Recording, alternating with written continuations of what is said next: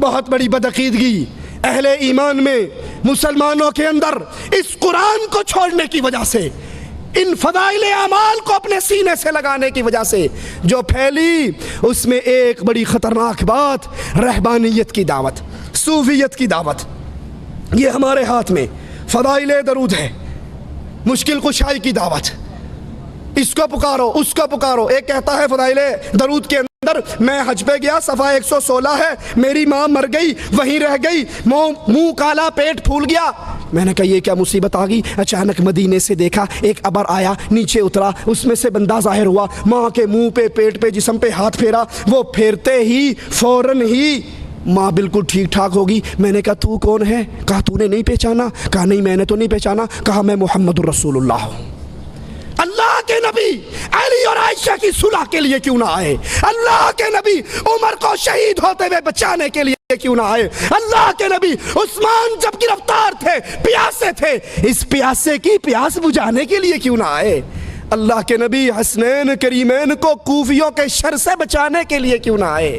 تیری ماں مر گئی تو اللہ کے نبی صلی اللہ علیہ وسلم نے فوراً آ کر اس کے منہ پر، اللہ کے نبی پہ اتنی بڑی تہمت۔ عائشہ فرماتی ہیں عورت بیعت کرنے کے لیے آئی، پردے کے پیچھے سے ہاتھ آگے کیا، آقا کی نظر انگلی کی پوریوں پہ پڑی، کہا عائشہ اس سے کہو ہاتھ پیچھے کرے، محمد نام محرم عورتوں کی انگلیوں کو دیکھنا بھی برداشت نہیں کرتا۔ اور ظالم اتنی بڑی رسول اللہ کی توہین کہ اللہ کے نبی علیہ السلام نے اس عورت کے منہ پہ، پیٹ پہ، جسم پہ ہاتھ پھیرا۔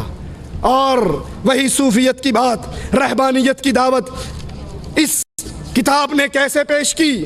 یہ دیکھیے ہمارے ہاتھ میں 356 صفحہ ہے، فضائل اعمال ہے۔ کہتے ہیں عبد الواحد مشہور صوفی ہیں، ایک روز نیند کا اتنا غلبہ ہوا، سو گئے، رات کو خواب آیا، خواب کے اندر وہی ایک حسین و جمیل خوبصورت ریشمی لباس میں لپٹی ہوئی لڑکی نظر آئی۔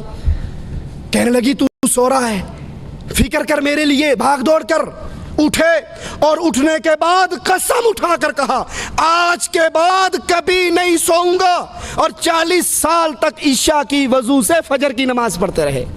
رسول اللہ کے پاس 3 صحابہ آئے تھے، تفصیل کا وقت نہیں، اور یہی قسم کھائی تھی، ایک نے کہا رات کو نہیں سوؤں گا، ایک نے کہا افطار نہیں کروں گا، تیسرے نے کہا شادی نہیں کروں گا۔ نبی نے پکڑ کر کہا تم میں سب سے اللہ سے ڈرنے والا میں ہوں، سنو، یاد کرو، من رغب عن سنتی فلیس منی، جس نے میری سنت کو چھوڑا وہ مجھ میں سے نہیں ہے۔ ایک سید صاحب کا بیان 360 صفحہ پر، کہتے ہیں ایک سید صاحب کا قصہ ہے، 12 دن تک ایک ہی وضو سے ساری نمازیں پڑھی، 12 دن تک، سن رہے ہیں آپ، 12 دن تک ایک ہی وضو سے، کوئی بڑی پکی قسم کی قبض ہوئی تھی، اس کو نہ پیشاب کی حاجت نہ پخانے کی حاجت، کچھ بھی نہیں ہوئی، 12 دن تک ایک وضو سے نماز پڑھی، اور 15 سال تک مسلسل کبھی لیٹنے کی نوبت نہیں آئی، 15 سال تک نہیں لیٹے۔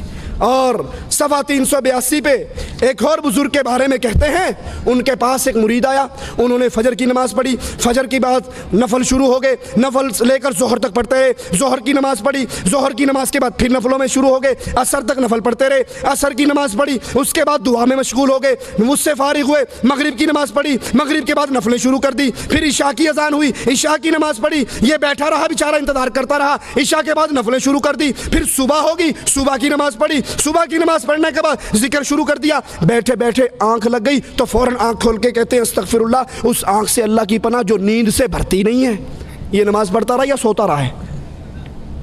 یہ دعوت رسول اللہ صلی اللہ علیہ وسلم کی دعوت نہیں۔ اللہ کے نبی زینب کے گھر میں آئے، لٹکی ہوئی رسی کو دیکھا، کہا کیا ہے؟ کہا جب زینب تھک جاتی ہے پھر زینب اس کا سہارا لے کر، اس کا ٹیک لے کر، اس کا ٹیک لگا کر پھر نماز پڑھتی ہے۔ کہا اس کو کھول دو اور اس کو سنا دو، جب وہ تھک جائے تو اس پر اس کے جسم کا حق شروع ہو جاتا ہے۔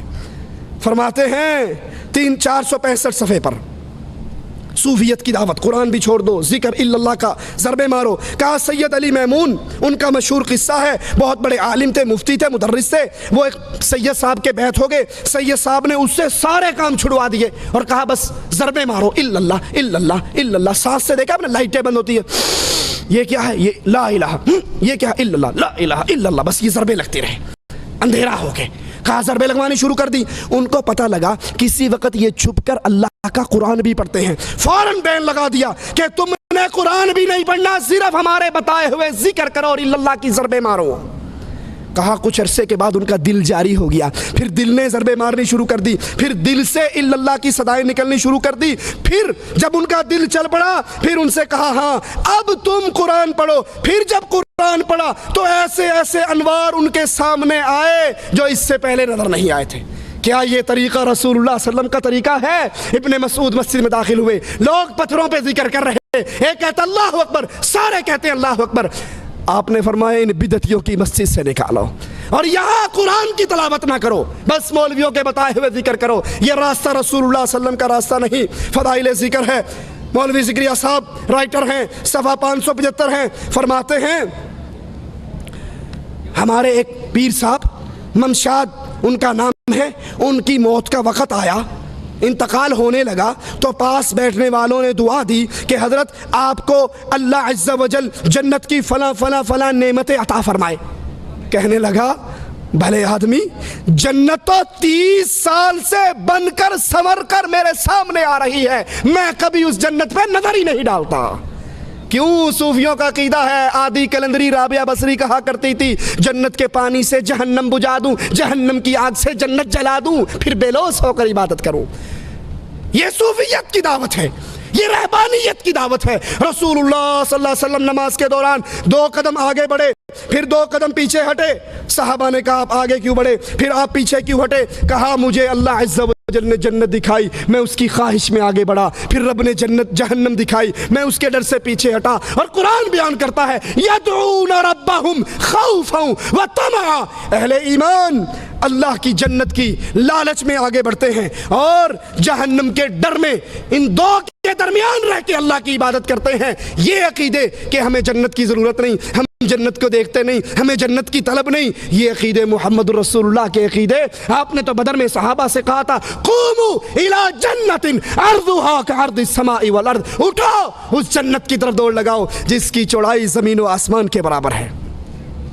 572 صفحہ ہے فضائل صدقات کا، رہبانیت اور صوفیت کی دعوت۔ کھانا پینا چھوڑ دو، بیگم بچے چھوڑ دو، پہاڑوں میں نکل جاؤ۔ کہتے ہیں ایک بزرگ کی دلیل کوئی نہیں، کون تھا، کب مرا، کب پیدا ہوا، نام کیا تھا، کچھ نہیں، بس ایک بزرگ کی باتیں کرتے ہوئے اس کو اسلام کی دعوت دی۔ اس نے کہا کہ ہمارے نبی عیسیٰ 40 دن تک فاقہ کر لیا کرتے تھے، اور یہ بات معجزے سے ہی ہو سکتی ہے، ویسے تو نہیں ہو سکتی۔ اس صوفی صاحب نے کہا اچھا اگر میں 50 دن کا فاقہ کروں تو مسلمان ہو جاؤ گے؟ کہا بڑی بات ہے، اب تو نبی عیسیٰ سے بھی بڑھ جاؤ گے تو مسلمان ہو جاؤں گا۔ 50 دن تک نہ کھایا نہ پیا، فاقہ کر کے گزارا۔ کہا یہ تو 50 دن تیرے کہنے پہ تھے، لے اب 10 دن اور فاقہ کر کے دکھاتا ہوں۔ یہ کس رسول کی تعلیم ہے؟ یہ کس نبی کا دین ہے؟ یہ قرآن کی کون سی آیت سے ثابت ہوتی ہے اور رسول اللہ صلی اللہ علیہ وسلم کی کون سی حدیث سے ثابت ہوتی ہے؟ نہیں، بلکہ یہ دعوت رسول اللہ صلی اللہ علیہ وسلم کی دعوت کے خلاف ہے، یہ رہبانیت کی دعوت ہے۔ صفحہ 588 کا حوالہ سنیے، یہی فضائل صدقات۔ کہتے ہیں جنید بغدادی نے کہا ہمارے سری سختی جو پیر تھے 98 برس تک کسی نے اس کو موت کے علاوہ بستر پہ لیٹے ہوئے نہیں دیکھا۔ 98 برس تک کھڑے ہو کر عبادت کرتے رہے۔ اس کی کمر تھی یا کوئی اوریجنل قسم کا لینٹر ڈلا ہوا تھا؟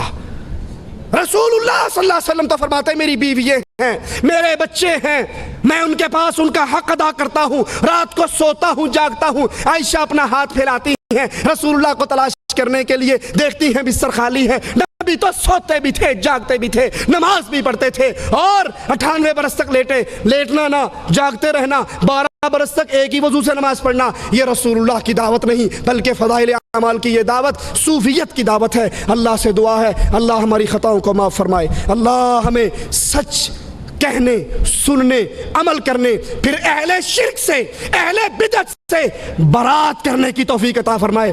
پھر بیٹی کا رشتہ دیتے ہوئے یہ نہ کہیں کوئی گل نہیں، ڈاکٹر تو ہے نا، انجینئر تو ہے۔ اگر وہ مشرک ہے اپنی بچی کو گھر بٹھا کر بوڑھی کر کے مار لو، یہ غیرت برداشت کر لو، لیکن کسی مشرک کے ہاتھ میں معاہدہ کا ہاتھ نہ دو۔ اقول قولی ھذا واستغفر اللہ لی ولکم ولسائر المسلمین فاستغفروہ انہ هو الغفور الرحیم۔